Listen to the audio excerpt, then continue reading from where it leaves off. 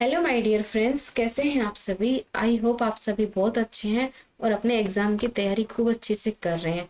Friends, आज का हमारा टॉपिक रहेगा आर्टिकल, यानी ए एन द जो आर्टिकल होते हैं इनका किस प्रकार से हम यूज़ करते हैं, इसके बारे में आज हम पढ़ेंगे। जो आर्टिकल होते हैं, जैसे कि अब तक मैंने आपको मतलब कि ग्रामर करा रही हूँ, तो आज मैं कराऊंगी आपको आर्टिकल। तो चलिए स्टार्ट करते हैं। Welcome to study IQ academy. तो देखिए फ्रेंड्स, पहले आता है आर्टिकल। आप किसके लिए पढ़ रहे हैं? राजस्थान की सबसे बड़ी भर्ती आ रही, चतुर्थ श्रेणी कर्मचारी भर्ती, जिसके लिए हम पढ़ रहे हैं। कंपटीशन बहुत हाई होने वाला है, क्योंकि आप सभी जानते हैं जगह जगह बेरोजगार हैं और सब लोग चाहते हैं जॉब लगना, तो सब लोग अच्छे से मेहनत करेंगे। तो इसके लिए हमें पढ़ना बहुत ज़रूरी है। तो चलिए स्टार्ट करते हैं आर्टिकल के ऊपर। पहले आप ये जानिए कि आर्टिकल होते क्या हैं। तो आर्टिकल मतलब कि तीन प्रकार के होते हैं। ए होता है, एन होता है और द होता है, यानी तीन प्रकार के होते हैं। आर्टिकल वे शब्द होते हैं जो कि संज्ञा के बारे में बताते हैं। समझ में आया? यानी आर्टिकल वो होते हैं जो किसी की संज्ञा के बारे में बताते हैं या एक प्रकार के विशेषण करते हैं। यानी आर्टिकल का मतलब क्या होता है, यानी ये ऐसे वर्ड होते हैं जो किसी संज्ञा के बारे में बता रहे, किसी कोई विशेष प्रकार की कोई स्पेशलिटी हो उसके बारे में बता रहे हैं। यानी संज्ञा या फिर कुछ विशेषता बता रहे हो तो हम वहाँ पे आर्टिकल का यूज करते हैं, यानी उनको डिटरमाइन करते हैं। इसी वजह से आर्टिकल को क्या बोलते हैं, डिटरमाइनर भी कहा जाता है। इनको दो भागों में बांटा जाता है। देखिए फ्रेंड्स, वैसे तो आर्टिकल तीन होते हैं, ए एन दी, लेकिन इनको दो भागों में बांटा गया है। कैसे हो जाएगा? एक होता है इंडेफिनाइन यानी अनिश्चित, और एक होता है डिफिनाइन मतलब कि निश्चित हो गया। अब इसमें देखो, इसमें ए और एन दोनों का कंबाइंड हो जाएगा। समझ में आया? ये क्या करेंगे, किसी विशेष या निश्चित व्यक्ति वस्तु स्थान का बोध नहीं करवाते। समझ में आया? जो ए और एन आर्टिकल होता है वो किसी विशेष निश्चित व्यक्ति या वस्तु जो स्थान होता है उसका बोध नहीं करवाते। आई हैव ए बुक बताइए कि बता रहे कि बुक कोई भी बुक हो सकती है। आई हैव ए बुक, यानी ये भी नहीं है कौन से सब्जेक्ट की, किसी कोई स्पेशल बात नहीं है, कोई भी बुक चलेगी, यानी कोई निश्चित बात नहीं है, कोई भी किताब चल सकती है। समझ में आया? इसमें देखो कोई बुक नहीं है। और जो ए एन का प्रयोग होता है वो निश्चित मतलब एक वचन के लिए किया जाता है, यानी संज्ञा से पहले किया जाएगा। ही गिव मी ए पेन, यानी आप मुझे कोई पेन दे दीजिए, चाहे कोई सा भी पेन, रेड ब्लू ब्लैक, कैसा भी, सिर्फ एक पेन दीजिए। सिर्फ इसने स्पेशल नहीं बताया कि मुझे ब्लू पेन दिए, ब्लैक पेन दीजिए। समझ में आया? ऐसे वर्ड को यूज करने के लिए ए एन आर्टिकल का यूज करते हैं। अब होता है डिफिनाइन यानी निश्चित, यानी ऐसा आर्टिकल होता है जो दा के यूज में होगा, किसी विशेष निश्चित व्यक्ति वस्तु स्थान का बोध कराए। यानी जो द आर्टिकल होता है उसमें क्या होता है फ्रेंड्स, वो फिक्स होता है, वो इसके लिए यूज में किया जाएगा तो उसी के लिए होगा। समझ में आ गया? अब देखिए, अंग्रेजी के अंदर ए और एन आर्टिकल होते हैं, वो अनिश्चित आर्टिकल होते हैं, जबकि जो दा होता है वो निश्चित रूप में किया जाएगा। और ये तीनों संज्ञा से पहले आएंगे, यानी जितने भी वर्ड आएंगे उनमें जो संज्ञा होती है ना उससे पहले आर्टिकल का यूज होगा। समझ में आया? अब आप कहेंगे कि इनका उपयोग क्या होता है, कि आर्टिकल हम पढ़ने क्यों हैं। तो जब आप किसी सामान्य विशिष्ट संज्ञा के बारे में बात कर रहे हो तो उसकी पहचान कर मतलब ऐसी नहीं होती, तो उसकी पहचान कराने के लिए ए एन द का प्रयोग किया जाता है। समझ में आया? जैसे क्या होगी, आई सेव ए कैट, यानी मैंने एक बिल्ली देखी। यहाँ बिल्ली कोई सामान्य कोई खास नहीं है, सिर्फ बताया कि आई सेव ए कैट, यानी मैंने एक बिल्ली देखी। एक काली बिल्ली पूरी कैसी देखी कोई डाउट नहीं है, सिर्फ मैंने एक बिल्ली देखी। समझ में आया? अब एक और आता है कि सी हैज एन अम्ब्रेला, यानी उसके पास एक छाता है, यानी नॉर्मल छाता है, कोई स्पेशल कलर नहीं बताया कि उस कलर का है, वैसा है, धूप का मतलब किस प्रकार का नहीं, वो सिर्फ आई हैव ए अम्ब्रेला, यानी उसके पास एक छाता है। यानी इस प्रकार के जो वर्ड होते हैं हम इस प्रकार से उसका यूज करना होता है। समझ में आया? अब आता है नेक्स्ट, जो ए एन जो आर्टिकल होते हैं उसमें डिफरेंट अंतर क्या होता है, किस हिसाब से उनको हम बांटेंगे।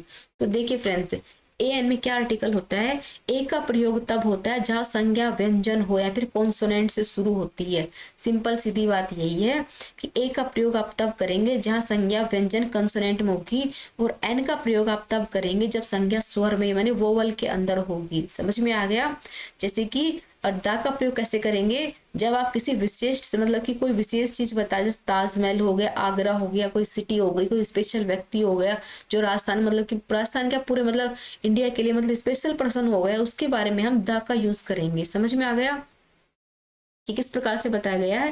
जैसे मैंने आपको बताइए ना कि आई सेव द कैट, यानी मैंने बिल्ली देखी। यहाँ बिल्ली कोई विशेष नहीं है जो मतलब जानी जाती हो, इसलिए यहाँ पे ए का प्रयोग किया गया है। उसके पास क्या आया, सी हैज द अम्ब्रेला, यानी उसके पास एक विशिष्ट छाता है। समझ गया है, मतलब बताया गया उसके पास एक विशेष प्रकार का छाता है, तो द का यूज किया गया है। तो इस प्रकार से हमें वर्ड का मतलब पहचानना होगा कि कहाँ पर क्या यूज करना होगा। जैसे एक चीज और आती है कि he is the student who got the highest, यानी वह छात्र है जिसके सबसे अधिक अंक आए।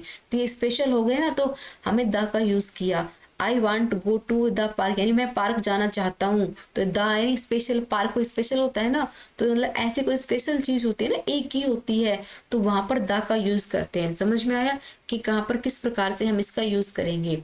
अब आता है एन का प्रयोग। तो एन का प्रयोग क्या होता है, उन एक वचन संज्ञा से पहले कर जिनके मतलब प्रथम से स्वर ध्वनि हो, जैसे कि an artist, an egg, an apple, an example, an MLA, an hover.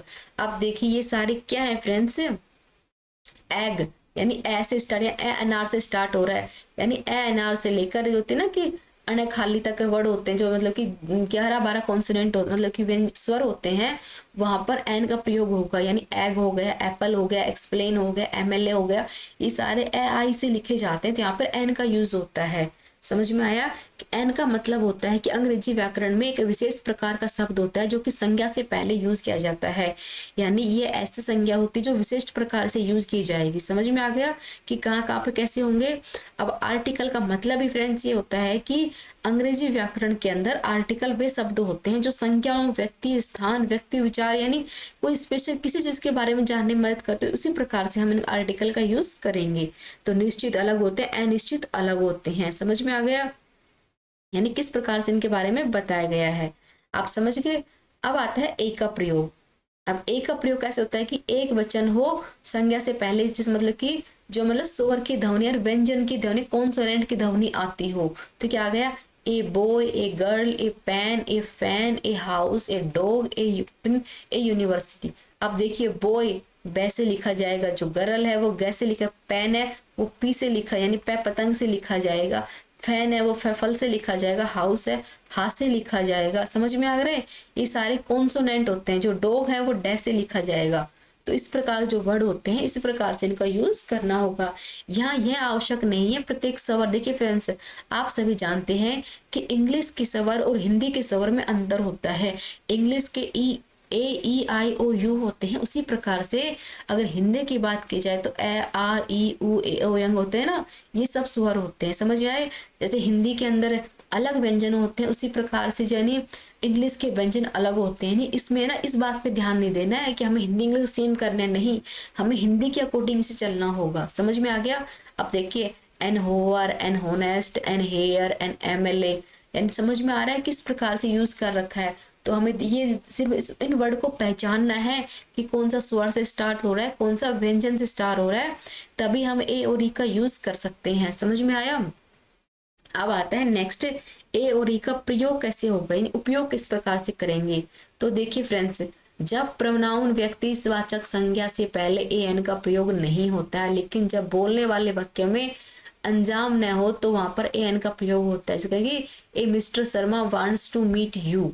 आप देखिए ए मिस्टर शर्मा, जो मिस्टर शर्मा एक क्यों आया, जो मैं से लिखा जाएगा, तो यहाँ पे ए आया आगे। यानी जहाँ पे एक्सक्लेमेटरी जो वाक्य है तो वाट सच, यानी ऐसे वाक्यों में भी ए एन का प्रयोग होगा। जैसे कि वाट ए कूल पैलेस। समझ में आए, जो कूल है वो कैसे लिखा जाएगा, यहाँ पे इसलिए ए आया है, वाट ए कूल पैलेस। यानी यहाँ व्यवसाय से पहले भी ए एन का प्रयोग। ए और एन का प्रयोग सिर्फ हमें स्वर और व्यंजन के अकॉर्डिंग करना है और इसमें कुछ भी नहीं पढ़ना है। समझ में आया। अब देखिए ही इज ए टीचर, और टीचर मतलब टे से लिखा जाएगा ना, तो ही इज ए टीचर आ गया, ए आ गया। किसी विशेष व्यक्ति उपनाम देने समय में ए एन का प्रयोग करते हैं, किसको स्पेशल बताते हैं ना, जैसे कि राजा हरिश्चंद्र सत्यवादी थे, तो समझ में आया कि ही इज ए राजा हरिश्चंद्र, एकदम मतलब कि सत्य, वो हमेशा सच ही बोलते थे। तो उसके बाद में भाई राजा है वो आर से रे से स्टार्ट होगा। तो समझ में आया कि किस प्रकार से स्वर और व्यंजन का इसमें मतलब खेलना है। ये सारा खेल स्वर और व्यंजन का है, इसमें अलावा कुछ भी नहीं है। अगर आपने इस सोच को अपना लिया ना कि कैसे इन स्वर और व्यंजन को बताया गया है, तब अच्छे से इसको समझ सकते हैं। तो देखिए friends, it's quit a different thing, यानी मतलब क्विट आ गया, डिफरेंट आ गया, जैसे अगर डे से आया तो डे का मतलब क्या हो गया, डे ढक्कन वाला डे आ गया, तो वहां पे ए का यूज किया गया। जब वाक्य में क्रिया का प्रयोग हो संज्ञा की तरह किया जाए तो ए एन का प्रयोग होगा। जैसे I am going for a walk, यानी मतलब वो के लिए जाए, यहाँ पे पार्क आता है तो स्पेशल हो जाता है, तो यहाँ पे दा का प्रयोग होता है, लेकिन वो आ रहा है तो यहाँ पे वेब से लिखा जाएगा तो वह ए आया। यदि एक वचन संज्ञा से पहले कोई विशेषण आए तो ए एन का प्रयोग होगा। जैसे कि he is a nice person, यानी वो इंसान अच्छा है, तो नाइस एन से लिखा जाएगा, एन से लिखा जाएगा तो नाइस पर्सन हो गया, ए आ गया। कुछ अंकों व मात्रा से पहले भी ए एन का प्रयोग होगा, समझ, यानी I will come in the couple of days, there are lots things, यानी ए एन का प्रयोग होता है ना, वो पहलू पे डिपेंड नहीं करता, ओनली फॉर स्वर और कॉन्सोनेंट पे, यानी स्वर और जो व्यंजन होते हैं इस पे डिपेंड करता है। अगर आप स्वर व्यंजन को पहचान गए ना तो आप समझ सकते सब कुछ पहचान जाएंगे। जैसे देखिए फ्रेंड्स, एन में क्या होता है, an apple, an egg, an hover. अब देखिए फ्रेंड्स, जैसे एक वर्ड आता है I save a dog in the park. अब देखिए फ्रेंड्स, यहाँ पे द पार्क आया और ए डॉग आया, तो देखिए यानी मैंने एक कुत्ता देखा, कहाँ पर, पार्क के अंदर देखा है, नहीं तो पार्क के आगे द आ गया और डॉग के आगे ए आ गया, समझ में आ गया। उसके पास एक छाता है, सी हैज ए अम्ब्रेला, अगर उसके पास कोई विशेष छाता है तो द अम्ब्रेला आ जाता, समझ में आ गया। इस प्रकार के वर्ड से हम ऐसे कहेंगे जैसे ना एक कैट हो गया, एक बुक हो गया, एक कार हो गई, यानी मतलब कोई भी कार चलेगी, कोई भी बुक चलेगी, कोई भी कैट चलेगी, स्पेशली नहीं है तो वहां पे ए का यूज होगा, समझ में आएगी। इस प्रकार से हमें यूज करना, यानी आई हैव एन एप्पल, मेरे पास एक सेब है, यानी जो एन है वो मतलब कि मतलब किस पे आ रहा है, स्वर ध्वनि पे आ रहा है, एप्पल, एन आर से स्टार्ट हो रहा है ना। आई सेव ए कैट, यानी मैंने बिल्ली देखी, जो बिल्ली है वो किस दा आ रही, मतलब एक विशेष प्रकार की बिल्ली देखी है ना, तो वहाँ पे दा का यूज किया जाएगा, नहीं तो ए का यूज किया जाएगा। अब देखिए एक वर्ड बनता है कि मैंने एक बिल्ली देखी और मैंने बिल्ली देखी, तो फर्क आना है कि मैंने आई सेव ए कैट, यानी मैंने एक बिल्ली देखी, आई सेव द कैट, यानी मैंने बिल्ली देखी। यहाँ पे देखो द का यूज मतलब कि उस बिल्ली को विशेष बना रहा है, स्पेशल बना रहा है, समझ में आया। और ए का प्रयोग है कि सिंपल लेकिन नॉर्मल कोई भी बिल्ली चलेगी। तो इस प्रकार से हमें वर्ड को पहचानना होगा, तब जाके इनका यूज हम कर सकते हैं। बस कहने की बात यही है कि आपको सिर्फ स्वर मतलब कि ए को बोलते टाइम आपको व्यंजन पे ध्यान देना है और एन का यूज करते टाइम अपने स्वर पे ध्यान देना है और कुछ नहीं करना। समझ लीजिए ना कि आपके आर्टिकल कंप्लीट हो चुके हैं। अब आता है दा का आर्टिकल। तो फ्रेंड्स, दा के आर्टिकल के बारे में आपको बताऊंगी। जो दा का आर्टिकल होता है ना, वो देखिए जैसे कोई भी स्पेशल व्यक्ति हो गया, कोई मतलब कि जैसे कि ना कि ताजमहल, लाल किला, मतलब कोई भी फोर्ट आ गया, कोई व्यक्ति आ गया, तो दा का प्रयोग का थोड़ा सा बड़ा हो जाएगा। तो उसको मैं आपको नेक्स्ट क्लास में बताऊंगी दा का प्रयोग हम कहाँ कहाँ किस प्रकार से करेंगे। तो आपको ये क्लास कैसी लगी उसके बारे में अपना फीडबैक देना एंड लाइक शेयर सब्सक्राइब करना। एंड कुछ भी डाउट हो आपके मन में तो प्लीज़ उसे सोल्व करना, क्योंकि मैं आपके हर डाउट को क्लियर करना चाहती हूँ, क्योंकि मैं चाहती हूँ आप एग्जाम के अंदर अच्छे से एग्जाम को क्रैक करें और अपनी जॉब को मतलब ले लें। चलिए मिलते हैं हम नेक्स्ट क्लास में। Thank you. Like and subscribe करें और क्लास कैसी लगी ये कमेंट में ज़रूर बताना। धन्यवाद।